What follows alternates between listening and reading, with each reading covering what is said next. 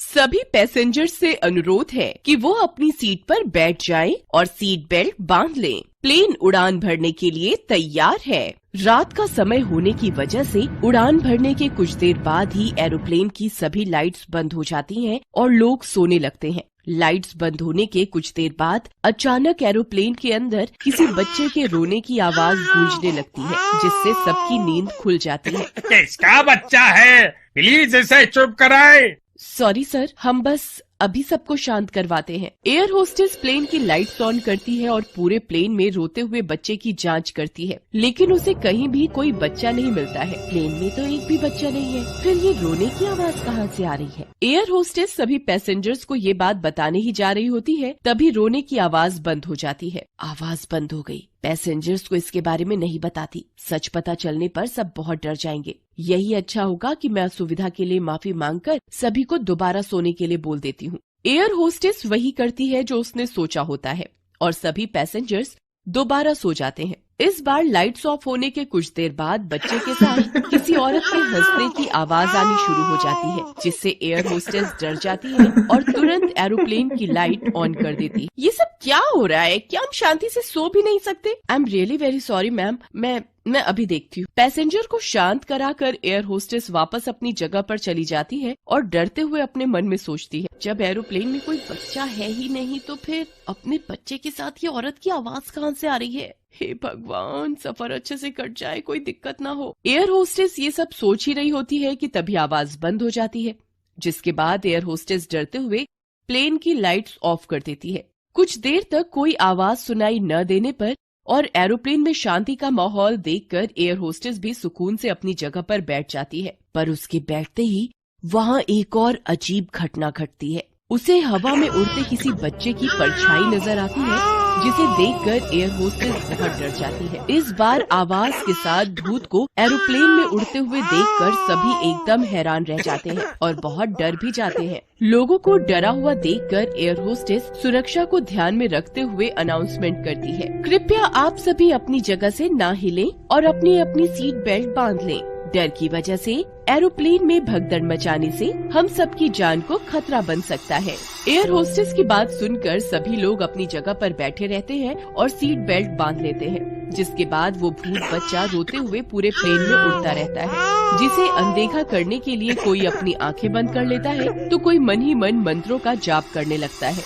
भूतनी को वहाँ देखकर एरोप्लेन में बैठे एक बुजुर्ग आदमी को दिल का दौरा पड़ जाता है और उसकी मृत्यु हो जाती है। बच्चे के भूत से डरे हुए लोग बुजुर्ग आदमी की मौत और भूतनी को वहाँ देखकर और ज्यादा डर जाते हैं। पहले से एक बच्चा कम था क्या, जो अब ये भूतनी भी आ गई?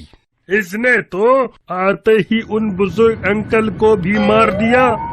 ये हम सबको मार देगी। मैं ऐसा नहीं होने दूंगा।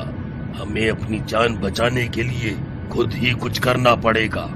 वो आदमी भूतनी पर वार करने के लिए अपने आसपास कोई सामान ढूंढने लगता है। बहुत ढूंढने पर उस आदमी को अपने बैग में एक नेल कटर मिलता है, जिसे अपना हथियार समझकर वह नेल कटर का पैना हिस्सा भूतनी की तरफ करता है और अपनी सीट बेल्ट खोलकर उस पर हमला करने के लिए तेजी से आगे बढ़ता है। जैसे ही वो आदमी एयर होस्टेस पर गिरता है तो उसके हाथ में पकड़े हुए नेल कटर का पैना हिस्सा एयर होस्टेस के गले में घुस गया और उसकी मौत हो जाती है। ये सब होता हुआ देख सभी पैसेंजर्स बहुत ज्यादा डर जाते हैं, लेकिन अब भूतनी अपने ऊपर हमला होता देख गुस्से में आ जाती है। तेरी इतनी हिम्मत कि तूने मुझ पर हमला किया। मैंने किसी को कोई नुकसान नहीं पहुंचाया, फिर भी तूने मुझ पर हमला किया। अब तू नहीं बचेगा।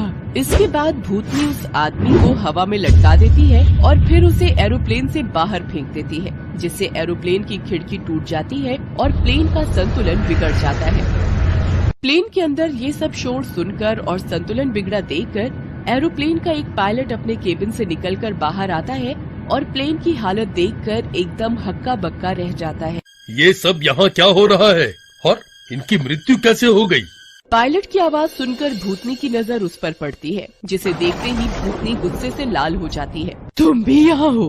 अब मैं अपना बदला लिए बिना तुम्हें यहाँ से कहीं नहीं जाने दूंगी और मेरा बदला है तुम्हारी मृत्यु। तुम अभी तक यहाँ हो?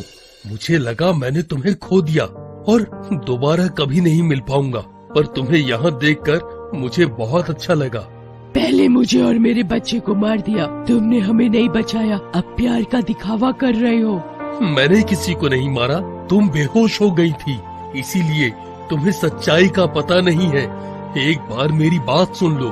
पायलट की बात सुनकर भूतनी थोड़ी भावुक हो जाती है और उसकी बात सुनने के लिए तैयार हो जाती है, जिसके बाद पायलट भूतनी को पूरी कहानी बताने लगता है। उस दिन जब हम लोग एरोप्लेन में सफर कर रहे थे और आतंकवादियों ने एरोप्लेन हाईजैक कर लिया था और वो लोगों को डराने व मारने लगे थे। तुम तो ये सब देखकर डर की वजह से बेहोश हो गई थी, लेकिन उसके बाद बहुत कुछ ऐसा हुआ जो तुम्हें पता ही नहीं है।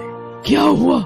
उन आतंकवादियों के आतंक की वजह से लोग बहुत डर गए थे और उनसे अपनी और अपने परिवार व बच्चों की जान बख्शने के लिए बहुत मिन्नतें करने लगे थे, लेकिन उन आतंकवादियों ने किसी की एक न सुनी और लोगों को मारना शुरू कर दिया। प्लीज हमें छोड़ दो, प्लीज छोड़ दो हमें, मेरे छोटे छोटे बच्चे हैं।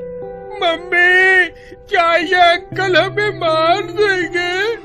आपको जो चाहिए ले लीजिए, हमारा सारा पैसा, सबके गहने, पर लोगों को मत मारो, प्लीज हमें जाने दो। देखो कैसे सब अपनी जान की भीख मांग रहे हैं, पर इसका कोई फायदा नहीं है क्योंकि सब मरेंगे। और फिर उन आतंकवादियों ने लोगों को प्लेन से नीचे फेंकना शुरू कर दिया, जिस वजह से एरोप्लेन में भगदड़ मच गई और एरोप्लेन का संतुलन खराब हो गया। भले ही मैं उस समय तुम्हारे साथ उस प्लेन में सफर कर रहा था, पर ये सब होते हुए देखकर मैं अपने अंदर के पायलट को रोक नहीं पाया और प्लेन क्रैश होने से बचाने के लिए मैं तुम्हें वहीं सबसे आखिरी और कोने की सीट पर लिटाकर पायलट केबिन में चला गया। तुम मुझे उन आतंकवादियों के बीच अकेला छोड़कर चले गए थे और बोल रहे हो कि तुमने मुझे और मेरे बच्चे को नहीं मारा। अगर तुम वहीं रहते तो शायद आज हम भी तुम्हारी तरह जिंदा होते। ऐसा कुछ नहीं है, मैं हम सबकी जान बचाना चाहता था। एक बार मेरी पूरी बात सुन लो। मेरे केबिन में जाने के बाद आतंकवादियों में से एक मेरे पीछे पीछे वहाँ पहुँच गया और उसने बिना कुछ देखे और सोचे केबिन में बैठे दोनों पायलट और मुझे गोली मार दी, जिससे उन दोनों की तो मृत्यु हो गई, लेकिन मेरी गोली दिल की जगह उसके नजदीक लगने की वजह से मैं बेहोश हो गया, जिसे देखकर उसे लगा कि हम तीनों मर गए और वो वहाँ से चला गया। कुछ देर बाद जब मुझे होश आया तो और बहुत हिम्मत करके मैंने एरोप्लेन को ऑटो पायलट मोड पर किया और मदद के लिए मैसेज भेजकर आतंकवादियों की नजरों से छुपते हुए केबिन से बाहर निकल कर आया। तुम मुझे बस इतना बताओ कि मैं बेहोश थी, तो फिर मेरी मौत कैसे हुई और तुम्हें गोली लगी थी तो तुम बचे कैसे? केबिन से बाहर निकलने के बाद जैसे ही मैं आतंकवादियों से छुपते छुपाते तुम्हारे पास पहुंचा तो मैंने देखा कि उन्होंने तुम्हारे पेट में गोली मार रखी थी और तुम्हारी मृत्यु हो चुकी थी। तुम्हें ऐसा देखकर मुझे बहुत गुस्सा आया और मैंने वहीं पास में रखी कांच की बोतल से उन पर हमला कर दिया। इस बीच जितनी देर में वो लोग मुझ पर हमला कर मुझे मार पाते, बाहर से हमारे लिए मदद आ गई और उन्होंने सभी आतंकवादियों को पकड़ लिया। एरोप्लेन की सेफ लैंडिंग कराई। मुझे और मेरे साथ दूसरे घायल और जिंदा बचे लोगों को हॉस्पिटल भेजा। कुछ समय तक इलाज चलने के बाद मैं स्वस्थ हो गया, लेकिन उस हादसे में तुम्हें खोने के बाद मैंने अपनी पायलट की नौकरी से इस्तीफा दे दिया और एरोप्लेन में सफर करना भी बंद कर दिया। जब नौकरी से इस्तीफा दे दिया था और एरोप्लेन में सफर करना भी छोड़ दिया था, तो फिर आज यहाँ क्या कर रहे हो? आज सुबह मेरे पास एयरलाइन से इमरजेंसी फोन आया कि उन्हें एक पायलट की अर्जेंट जरूरत है। उन्हें मेरी मदद चाहिए थी और उनके पास दूसरा कोई रास्ता भी नहीं था, इसलिए मैंने हाँ बोल दिया। पर अब समझ आया कि मुझे यहाँ मेरी किस्मत तुमसे मिलाने के लिए लेकर आई है। प्लीज आज तुम भी वही सब मत करो जो हमारे साथ हुआ था। इन सब लोगों को छोड़ दो।